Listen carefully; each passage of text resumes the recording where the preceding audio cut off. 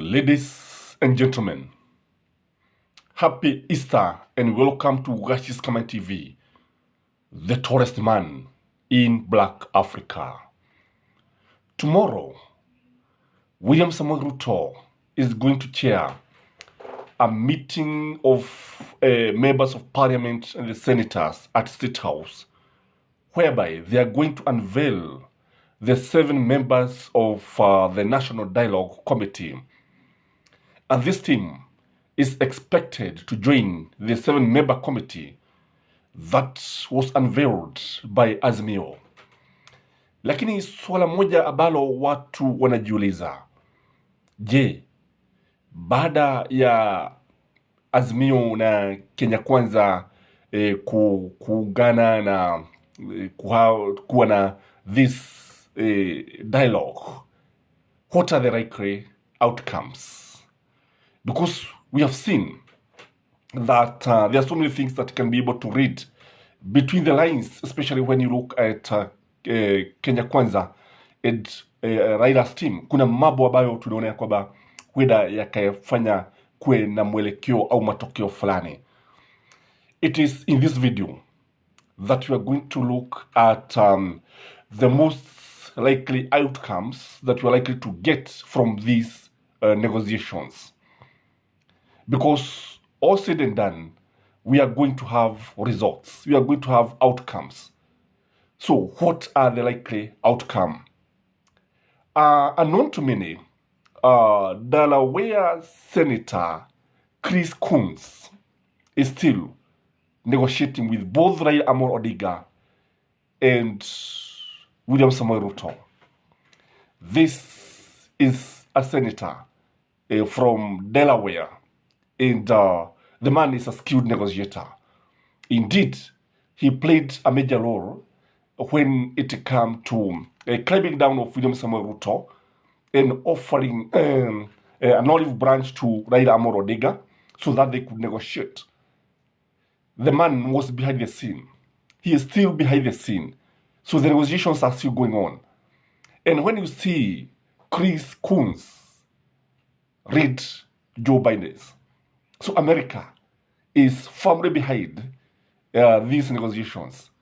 And according to what we are able to learn, what we are able to see, most likely, when you look at America, if you look at 2007 and 2008, that is when we had the Secretary of State landing in Kenya. And the man, she was a lady, by the way. The lady came with very, very serious conditions. And I believe Joe Biden is still giving Raila Amolo Odinga and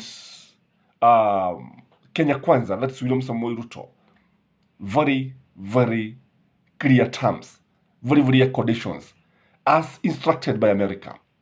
We may say that we are not a colony, but we cannot run away from one thing, that America and Britain determines the politics, the direction of politics in this country.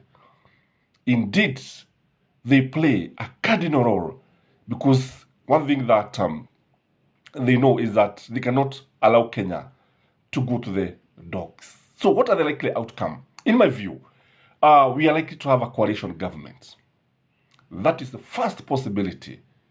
A coalition government, I don't know whether to call it a coalition government or government of national unity, where, when you look at it, the government, although the government is resisting this idea, when you look at Gachagua, when you look at Kimani Ichung'wah, you realize that there is a lot of resistance on the side of Kenya Kwanza. Lakini kwa upande mwingine ukiangalia hata Azimio wanasema wao hataki kuhusishwa with a secret government. That is what they are saying. That but let me tell you, power is very attractive. They may say this, but given the chance, I believe hakuna mtu ambaye anaweza kukataa power. Power is very sweet. Power attracts, and if given the chance, I believe, I don't see these guys resisting.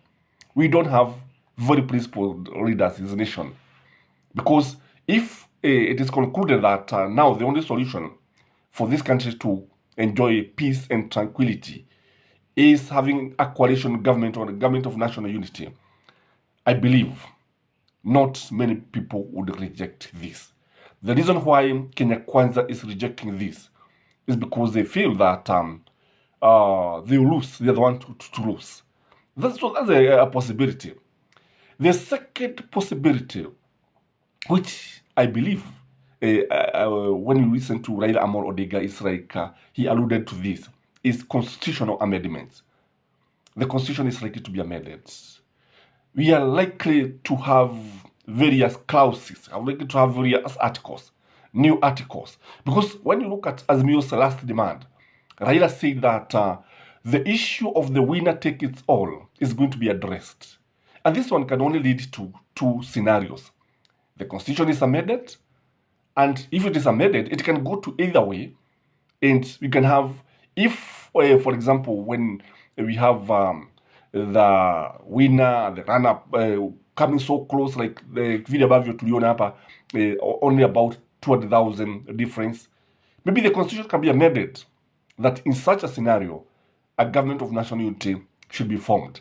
So the constitution amendment is very, very likely going by Azimio's last demand, kwa sababu hivyo ndivyo ambavyo tunaona. Again, when we look at William Samoei Ruto said that what we are likely to have is like the inter-party agreement that was done in the 1990s when the opposition and the government came together and they agreed on a number of issues, and we had some constitutional amendment. So even William Samoei Ruto is in agreement. So this is a likely scenario, na kama Raila anasema hivyo na kama Ruto anasema hivi, basi matokeo yatakuwa hayo. Again, when you listen to William Samoei Ruto is very keen on having the office of the leader of opposition. The position would be funded by the government from the exchequer, with full staff, members of staff, also paid by the government, deputy leader of the opposition, funded by the government. And he also said this, indeed he wrote to parliament. Kuna kati ambapo aliandikia barua. He wrote a memorandum to parliament asking the parliamentarians to consider this. So we are likely to have the leader of opposition in parliament. What I don't know is that whether Raila Amolo Odinga can accept this. But the fact that the members agrees, I don't think he's going to reject this. But it is something that is not very popular with the Raila supporters, Azimio supporters. Though there was a time he rejected this offer. I don't know whether he still holds this view, kwa sababu kuna wakati ambapo alisemekana kwamba angeweza alikataa haya mapendekezo. But William Samoei Ruto is very, very keen to ensure that we have the leader of opposition. And Raila Amolo Odinga, there was a time he commented and said that even if the office was to be created, it doesn't mean that he's the one who was going to occupy coffee. It is very cold. It doesn't mean that he's the one who was going to occupy that office. Kwa kile ambacho tunaweza tukasema ni kwamba this is a possibility. The other thing is that it can lead to the opening of the servers. Yes, it is possible. Somebody hinted to me, a very close person hinted to me that if William Samoei Ruto knows that he won the elections, if he believes he won the elections, and he's certain that he wants the election, he is going to spring a surprise. He is going to say that the servers be opened. If he surely knows that he won the elections, expect a surprise.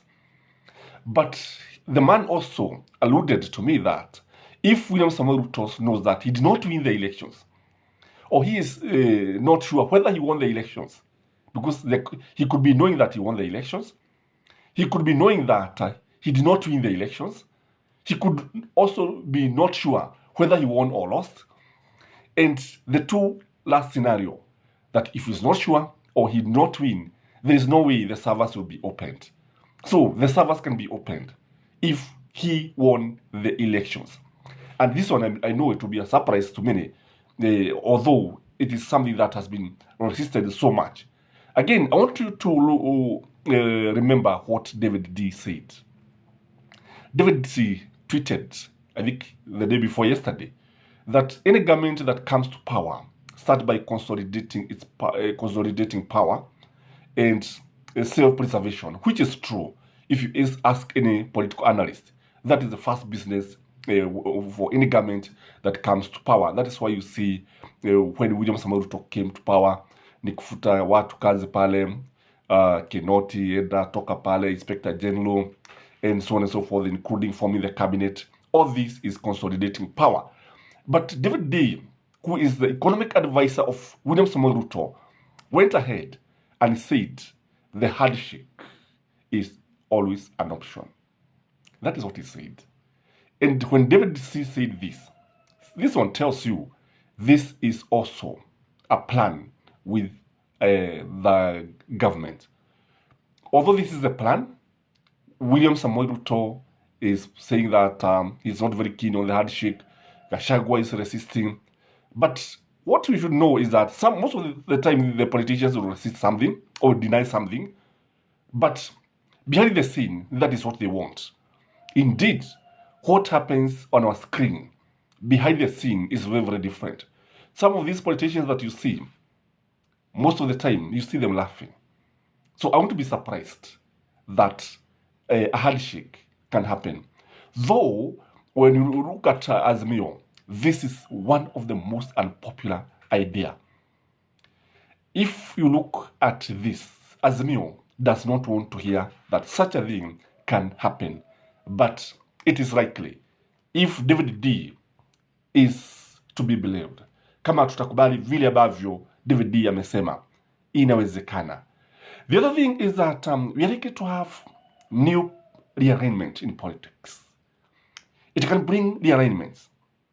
Because if this happens and there is peace, if the national dialogue is likely to come up, wakija na mikakati ambayo itahakikisha kwamba nchi itaendelea vizuri, nchi itakuwa na amani, there is likely to be realignment in politics. Remember, one of the issues that Azimio has raised is the buying of members of parliament when the election has been concluded. That crossing over, like the way akina Jalango walienda upande wa Kenya Kwanza. The national dialogue is likely to come up with a law that is going to be accepted by parliament that is going to stop this kind of madness. And when this happens, unajua kuna wengine wako katika upande wa Azimio na wengine katika upande wa Kenya Kwanza. But they are there as spies. They are there with their body, but not with their heart. They are there just physically, but deep inside, roho yao haipo katika chama kile. And this is what I mean when I talk about political realignment. So these people can actually decide now to take a proper stand. Again, I look at the politics of Mount Kenya. It can change for good. If, for instance, it is concluded that we are going to have a government of national unity, if it is concluded that we are going to have a coalition government, Mount Kenya is not going to accept this. Mount Kenya is not ready for this. And this means they can only start their own party. This could be a blessing in disguise for the Mount Kenya. It could be a blessing in disguise for the Gema nation. They could form their own party. Call it Rigiji National Democratic Party, or whatever you may call it. A rose by a different name would smell just as sweet. Shakespeare said that. Kwa hivyo kile ambacho tunaweza tukasema ni kwamba siasa huenda zikachukua mwelekeo mwingine, hususan katika upande wa Mlima Kenya.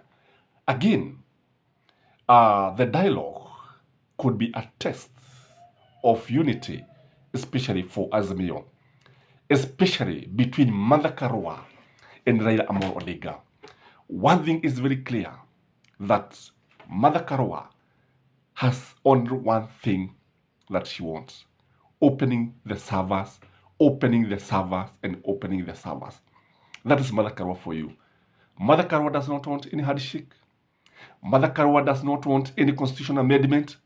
Mother Karua wants the servers opened. And what happens if the members agree that they are going to have a handshake? If they agree that we are just going to have constitutional amendment, if they agree that we are going to have the office of the leader opposition, Mother Karua will bolt out. If that one happens, and I can tell you, if there is one principled person, it is Mother Karua. Indeed, Mother Karua is very keen and anaangalia baba, anafuatilia kile chote ambacho kinaweza kufanyika pale. And Raila Amolo Odinga anajua hivi vizuri sana, kila mmoja anajua hivi, that it is also a test of unity between these two strong leaders in Azimio. I don't know what you think, but if you ask me, the National Dialogue Committee may spring a surprise. The National Dialogue may come up with something that we are not expecting.